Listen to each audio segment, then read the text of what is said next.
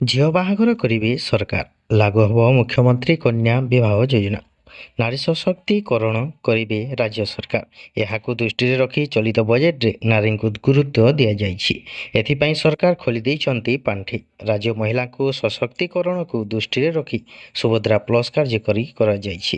ସୁଭଦ୍ରା ପ୍ଲସ୍ରେ କିଶୋରୀ ସୁଭଦ୍ରା, ସୁଭଦ୍ରା ସଞ୍ଚୟ, ସୁଭଦ୍ରା ସଖୀ, ସୁଭଦ୍ରା ଯାତ୍ରୀ, ସୁଭଦ୍ରା ସଂଘ, ସୁଭଦ୍ରା କ୍ଲବ, ଗୁହା, ସୁଭଦ୍ରା କଲ୍ ସେଣ୍ଟର, ସୁଭଦ୍ରା ସହଯୋଗୀ, ସୁଭଦ୍ରା ପଣ୍ଡିତ, ସୁଭଦ୍ରା ଓ ସୁଭଦ୍ରା ବୃତ୍ତି ଭଳି ନୂଆ ପଦକ୍ଷେପ ନେବେ ରାଜ୍ୟ ସରକାର।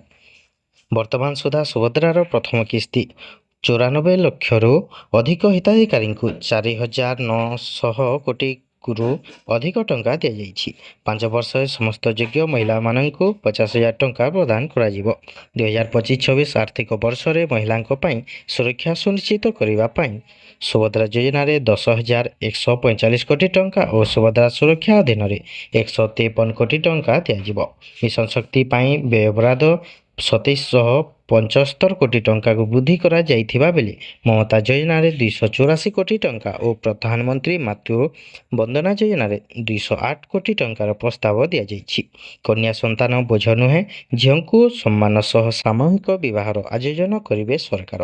ମୁଖ୍ୟମନ୍ତ୍ରୀ କନ୍ୟା ବିବାହ ଯୋଜନା ଏନେଇ କାର୍ଯ୍ୟକାରୀ କରାଯାଇଛି। ଏଥିପାଇଁ 12 କୋଟି ଟଙ୍କାର ବ୍ୟୟବରାଦ ପ୍ରସ୍ତାବ ରହିଛି। ଯଦି ଭିଡ଼ିଓଟି ଭଲ ଲାଗିଥାଏ ଭିଡ଼ିଓକୁ ଗୋଟେ ଲାଇକ୍ କରି ଆମ ଚ୍ୟାନେଲକୁ ସବସ୍କ୍ରାଇବ୍ କରିନିଅନ୍ତୁ ଏମିତି ନୂଆ ନୂଆ ଅପଡେଟ୍ ଦେଖିବା ପାଇଁ।